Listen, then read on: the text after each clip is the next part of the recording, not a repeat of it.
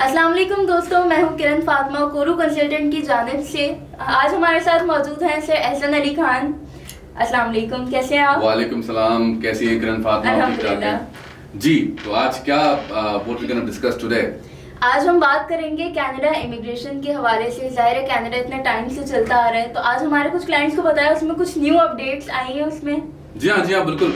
देखिए, एक चीज़ सबको ज़ाहिर है वाजे है कि जब तक आप अपडेट नहीं रहेंगे इस फील्ड में तो आप पीछे रह जाते हैं। तो हर महीने हर क्वार्टरली कुछ ना कुछ तब्दीली आती रहती है, चाहे वो कनाडा इमिग्रेशन हो, कोई भी इमिग्रेशन हो, तो उसमें तब्दीलियाँ आती रहती हैं।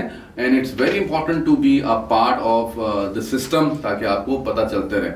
तो ऐसे ही कनाडा के साथ भी है। कनाडा इमिग्रेशन बरसों से चलता आ रहा है, लोगों को बहुत अवेयर है। जब भी आप किसी से बात करेंगे इमिग्रेशन की किरण, तो सबसे पहला जो कंट्री मेरे ख्याल में आती है वो कनाडा ही आती है, क्योंकि वो बड़ा रिनाउन है इमिग्रेशन के हवाले से। क्योंकि कैनेडियन एक ऐसी कंट्री जिन्होंने बड़ा इंडक्ट किए हैं ओवर द इयर्स इमिग्रेंट। तो बिल्कुल कनाडा एक one of the leading country है इस हवाले से, और नए नए प्रोग्राम्स वो लॉन्च करता रहता है, नए नए तरीक़ों से लोगों को इनकरेज करते रहते हैं। देखिए, अगर आप एक काबिल आदमी हैं और अगर आपकी एजुकेशन नहीं भी है, चलें अगर आप एजुकेशन वाइज काबिल नहीं है, और अगर आप स्किल्ड आती है, कोई भी आपको स्किल उसको आप होल्ड करते हैं, तो आप हमेशा ये दिमाग में रखें कि there is every possibility for you to travel to Canada. अब कौन कौन से तरीके हैं वो ज़ाहिर है उसके लिए आपको अपडेट देना पड़ता है, प्रोफेशनली लोगों को इंगेज करना पड़ता है, इदारों को इंगेज करना पड़ता है, ताकि वो आपको गाइड कर सकें इस हवाले से। तो कनाडा की बातचीत चल रही है, तो कनाडा में नए नए प्रोग्राम्स हैं, नए नए तरीके से प्रोग्राम आ रहे हैं। और आप भी किरण, क्योंकि आप ज़ाहिर आपका भी ये शोबा है, तो 2-3 तरीके होते हैं इसके जो बेसिक, जैसा कि आपको पता है एक्सप्रेस एंट्री है। एक्सप्रेस एंट्री होता है बड़ा इंपॉर्टेंट, उसके तरीके से आप जा सकते हैं, जिसके जितने जल्दी जितना ज़्यादा पॉइंट्स हैं उतना ज़्यादा आपका चांसेस होते हैं। एग्जैक्टली इसी तरीके से एक पीएनपी प्रोग्राम होता है, प्रोविजनल नॉमिनेशन प्रोग्राम, वो बिल्कुल एक सेपरेट जर्नी है। एक्सप्रेस एंट्री एक सेपरेट जर्नी है।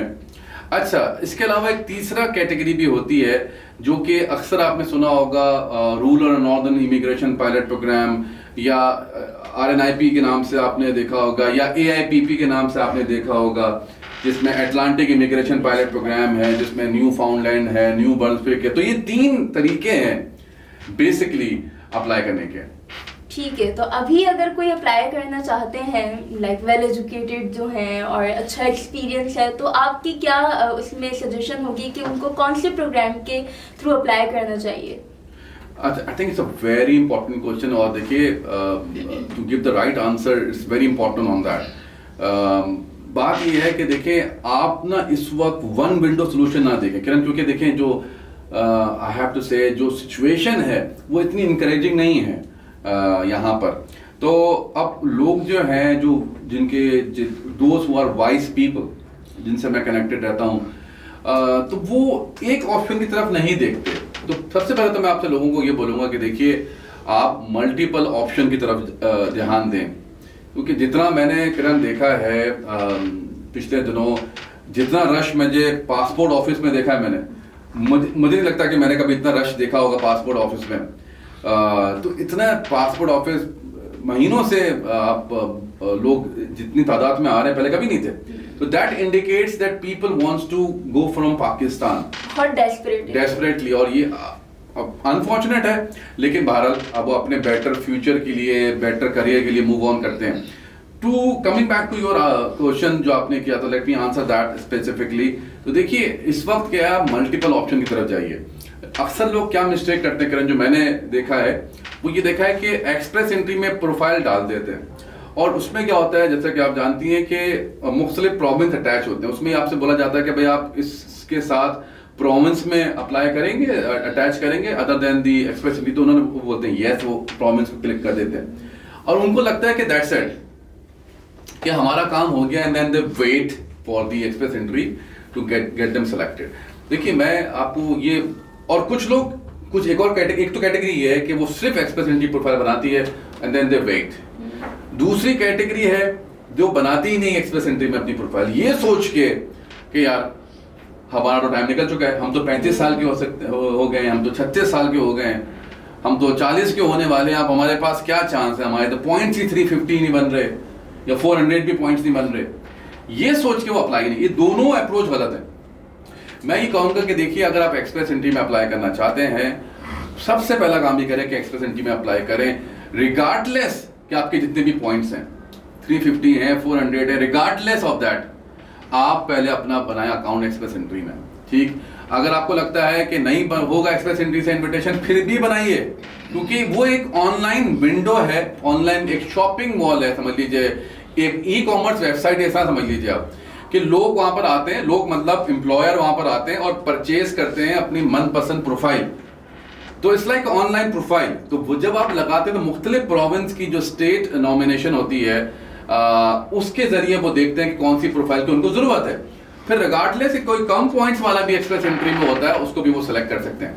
अच्छा, एक चीज तो ये हो गई एक्सप्रेस एंट्री। दूसरा ये है कि अदर देन एक्सप्रेस एंट्री कुछ ऐसे प्रोविंस हैं जिनके अपने भी प्रोग्राम हैं, जैसे कि आप जानती हैं सस्कैचुअन है, मैनिटोबा है, ओंटारियो है, और इस तरह के प्रोग्राम्स हैं जिनके बर्न्सविक है, न्यू बर्न्सविक है जो। तो इन्होंने क्या किया है, एक तो ये अटैच है, पिक करते हैं एक्सप्रेस एंट्री से प्रोफाइल, एक तो इनका ये तरीका है, और दूसरा तरीका इनका क्या है कि ये अपना खुद के इनकी नॉमिनेशन भी होती हैं, उसके जरिए भी ये सिलेक्ट करते हैं। ठीक, तो ये बड़ा समझने वाली बात है कि ये बड़ा इंपॉर्टेंट है कि आपके पास सिर्फ एक्सप्रेस एंट्री में अकाउंट ना हो, बल्कि आपके पास प्रोविंस में मुख्तलिफ प्रोविंस की अपनी खुद की एक स्ट्रीम होती है, उधर अप्लाई करें, अप्लाई जरूर करें। और साथ में जो ऑन टॉप ऑफ दैट जो आप मुख्तलिफ प्रोग्राम्स हैं, जैसे कि AIPP है, RNIP है, इधर भी AIPP पहले था अटलांटिक इमिग्रेशन पायलट प्रोग्राम, अब ये अटलांटिक इमिग्रेशन हो गया प्रोग्राम। तो देयर वर 2 P's बिफोर, अब से एक ही AIP है, और रूरल एंड नॉर्दर्न जो RNIP है वो प्रोग्राम। तो इधर भी मुख्तलिफ प्रोग्राम को अप्लाई करें, keep doing it. At the same time आप दूसरे ऑप्शन को भी अवेलुएट करें। यकीन करें, मेरे पास किरण, आपको तो पता ही है कि क्लाइंट्स ऐसे आते हैं जिन्होंने एक वक्त में, मेरे पास क्लाइंट है उसने USA के लिए भी अप्लाई किया हुआ है, कनाडा के लिए भी अप्लाई किया हुआ है, जर्मनी के लिए भी अप्लाई किया हुआ है, और ऑस्ट्रेलिया के लिए भी अप्लाई किया हुआ है। और मैं नहीं करता, खुद से अवेयर है वो।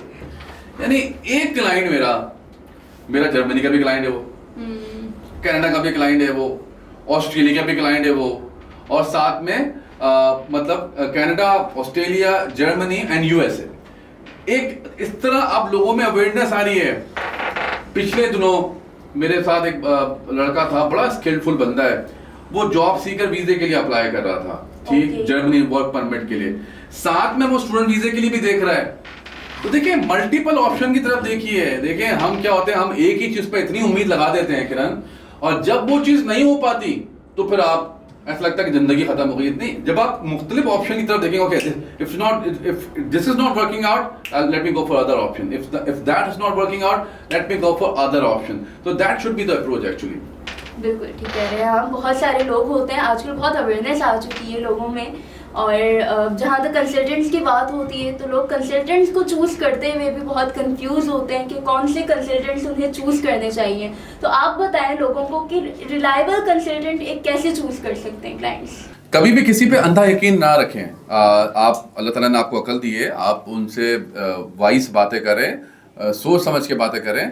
ये नहीं कि मैं कह रहा हूँ आप हम पे यकीन रखें, आप हम पे भरोसा नहीं है, हम आपको ऐसा करेंगे, ये सब चीज़ें बेकार बातें होती हैं। आप गवर्नमेंट का लिंक पढ़ें और ये देखें जो हमने आपसे बात बोली है वो कितना रिलेट कर रही है आपकी प्रोफाइल के मुताबिक। हर प्रोफाइल अलग अलग होती है। फिर सक्सेस स्टोरीज देखें, हमारे दुनिया भर से हमारे क्लाइंट्स हैं। देखिए, कभी भी कोई चीज़ 100% नहीं होती, लेकिन मैं समझता हूँ ओवर द ईयर्स अगर हमारे अप टू 90% लोग मुतमईन हैं, अप टू 80 to 90% हमसे लोग मुतमईन हैं। देखिए ना, एक कंसल्टेंट पिछले 12-13 साल से काम कर रहा है, अगर वो आपसे कोई बात करेगा तो उसने अप्स एंड डाउन देखे होंगे अपने करियर के। तो we have got a history, we have got a record, right. एक कंसल्टेंट है जो कि आए हुए 6 महीने नहीं हुए, साल भर पूरा नहीं हुआ, वो आपसे बड़ी बड़ी बातें कर रहा है, तो आपके पास इतनी अकल होना चाहिए कि भाई तुझे आए हुए कितना टाइम हुआ है, how can you so sure about that thing. तो आप खुद ही लोगों को देखें ना, हिस्ट्री देखें। तो बहुत सारे लोग तो ऐसे होते हैं, खैर चलें बात कहीं और निकल जाएगी, लेकिन बहरहाल आपको अल्लाह ताला ने अकल दी है, आप सोचें समझें उसके बाद फैसला करें। और आप ये देखें कि ये नहीं कि हमारी कभी तो कोई कंप्लेन हमारी भी आई होंगी, लेकिन अगर वो 100 में से मैंने बताया 90% हमसे लोग मुतमईन हैं, I think you should be educated enough to understand कि ये कोई सारे अच्छे बातें कर रहे हैं तो भी मसला है, तो फिर फेंक हो जाती है।